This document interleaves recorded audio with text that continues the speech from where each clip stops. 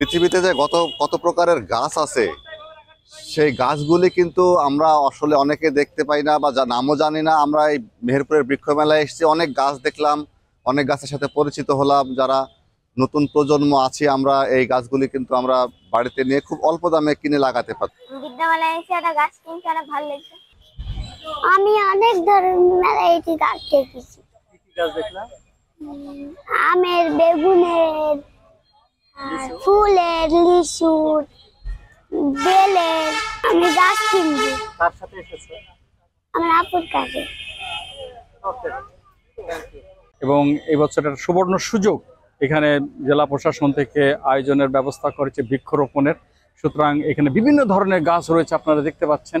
এবং আমি অনুরোধ করব যে আপনারা প্রত্যেকে আপনাদের বাচ্চাদের, বন্ধু বান্ধব, স্ত্রী, তাদেরকে নিয়ে আসেন এবং এই পরিবেশ দেখান এবং গাছ লাগান। এবং আপনাকে গাছ লাগাতেই হবে যদি আপনার পরিবারকে ভালো রাখতে চান, আপনার সন্তানদের ভালো রাখতে চান এবং পরিবেশকে সুস্থ রাখতে চান, তাহলে গাছ লাগাতেই হবে। যে যেখানে পারেন গাছ আপনি লাগান এবং প্রিয়জনকে উপহার দেন। এর বিকল্প কিছু নেই। গাছ আপনার প্রকৃত বন্ধু। এবং 20 বছর পরে একটা গাছ যদি আপনি লাগান, তাহলে আপনার ওই সন্তানের ওই পড়াশোনার জন্য আপনাকে চিন্তা করতে হবে না। গাছ বিক্রি করেই আপনি ওই সন্তানের আপনি এটা পড়াশোনার জন্য ভরণ পোষণে আপনি আনতে পারবেন। সুতরাং আসুন সবাই আমরা গাছ লাগাই। বেচাকেনা মোটামুটি ভালো। আমাকে সব ধরনের চারা আছে তো এখানে, ফুলের ফলের যে চারা বলে আসছে সেই চারা আমাকে একটা পাচ্ছে। আমাকে একটা ঘুরে গেছে, এখন সে কদ্দুর পাইনি, এখনো আসলে পাচ্ছে। দাম খুব বেশি না, কম নয়। 50 টাকা থেকে শুরু করে 3000 টাকা দামের চারা আছে আমার কাছে, নিচে 50 টাকা।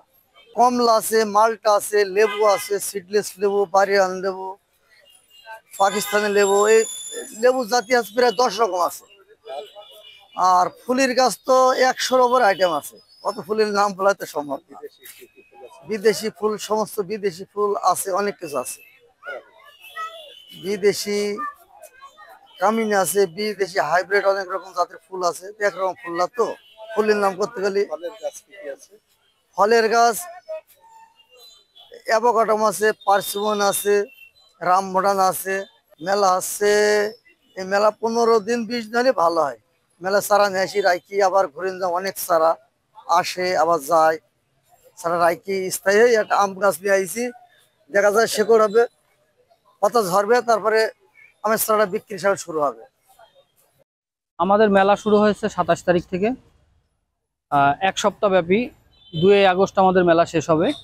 তা আমাদের মেলাটা অবশ্যই 15 দিন হলে ভালো হয়, কারণ মানুষ, মেহেরপুরের মানুষ এমনি বৃক্ষ মেলার অপেক্ষায় থাকে সারা বছর। ক্রেতা আসছে, বেচা কিনা মোটামুটি হচ্ছে। তবে এই 7 দিনের মেলায় আমাদের মেহেরপুরের মেলা আসলে মানুষ গাছ কিনে শেষ করতে পারবে না, কারণ প্রথম 2-3 দিন চলে যায় যে পরে লাস্টের দিকে নেব। তো এই করতে করতে ধরেন 3 দিন হয়ে গেছে। মেলাটা অবশ্যই 20 থেকে 25 দিন বা নিম্নে 15 দিন হওয়া দরকার আমাদের মেহেরপুরের জন্য। আমাদের জেলা প্রশাসন এবং বন বিভাগ আয়োজিত মেহেরপুরের এই যে বৃক্ষ মেলা 2025-এ মেলা বেশ জমে উঠেছে, বেচা কেনা ভালোই হচ্ছে। আর মেলায় অনেক লোক সমাগম হচ্ছে।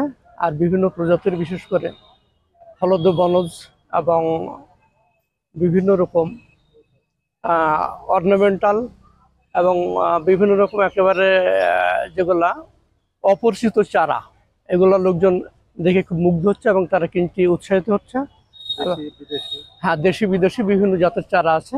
হ্যাঁ, আর বিশেষ করে একেবারে এখানটা যেটা দেখা যাচ্ছে যে ফলের চারাটার বেচা কেনাটা খুব বেশি হচ্ছে, যাতে তারা বিশেষ করে পুষ্টি এবং নিজেদের পছন্দের মতো চারা দেখে বিবেচনায় নিয়ে এটা কিনে নিয়ে যাচ্ছে এবং তারা লাগানোর জন্য উদ্বুদ্ধ হচ্ছে। আসলে মেলার মূল উদ্দেশ্য তো বিভিন্ন জাতের চারার সাথে পরিচিত হওয়া, তার কাঙ্ক্ষিত চারাটা যাতে পায় এখান থেকে কেনা এবং